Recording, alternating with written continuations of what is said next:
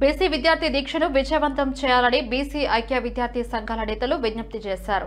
November 4 నుంచి 8 వరకు BC విద్యార్థి జేఏసీ ఆధ్వర్యంలో నిర్వహిస్తున్న బీసీ విద్యార్థి దీక్షకు సంబంధించిన పోస్టర్లను ఓయూ ఆర్ట్స్ కళాశాల వద్ద ఆవిష్కరించారు. ఈ సందర్భంగా నేతలు మాట్లాడుతూ ఉస్మానియా యూనివర్సిటీ ఆర్ట్స్ కళాశాల వద్ద నవంబర్ 4వ తేదీ నుంచి 8వ తేదీ వరకు బీసీ స్టూడెంట్ జేఏసీ ఆధ్వర్యంలో నిర్వహిస్తున్న బీసీ విద్యార్థి దీక్షను బీసీల్లో ఉన్న మేధావులు, యువత విద్యార్థులు, సబ్బండ వర్గాలు విచ్చేసి విజయవంతం చేయాలని పిలుపునిచ్చారు. దీక్షకు కూర్చునే విద్యార్థులకు ప్రతి ఒక్కరూ మద్దతు తెలపాలని అన్నారు. బీసీ రిజర్వేషన్ బిల్లును కేంద్రం వెంటనే పార్లమెంట్లో అమలుపరిచి రాజ్యాంగ సవరణ చేసి 9వ షెడ్యూల్లో పెట్టాలని వారు డిమాండ్ చేశారు.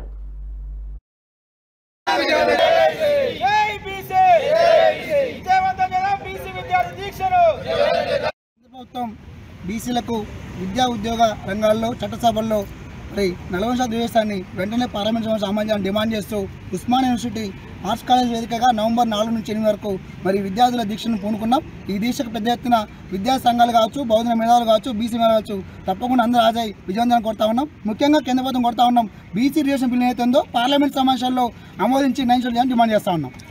22% రిజర్వేషన్ల సాధనకై ఆర్ట్స్ కాలేజ్ ప్రాంగణంలో నవంబర్ 4 నుంచి 8 తారీఖు వరకు రిలే నిరాహార దీక్షలు చేపట్టడం జరుగుతుంది.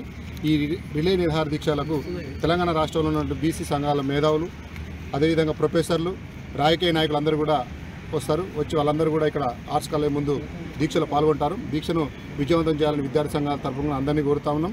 అదేవిధంగా ఖచ్చితంగా కేంద్ర ప్రభుత్వం ఈ విషయంలో జోక్యం చేసుకొని పార్లమెంట్లో ఉభయ సభల్లో ఈ బిల్లును ప్రవేశపెట్టి తక్షణమే రాష్ట్రపతి గెజిట్ ద్వారా 9 షెడ్యూల్ చేర్చాలని డిమాండ్ చేస్తున్నాం.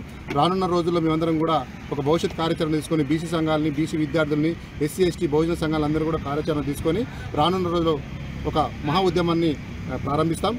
తక్షణమే కేంద్ర ప్రభుత్వం ఈ విషయంలో మాత్రం జోక్యం చేసుకొని ఈ బిల్లుకు సపోర్ట్ చేసి 42% స్థానిక సంస్థల్లో విద్యా ఉద్యోగ రంగంలో రిజర్వేషన్ కల్పించాలని డిమాండ్ చేస్తాము.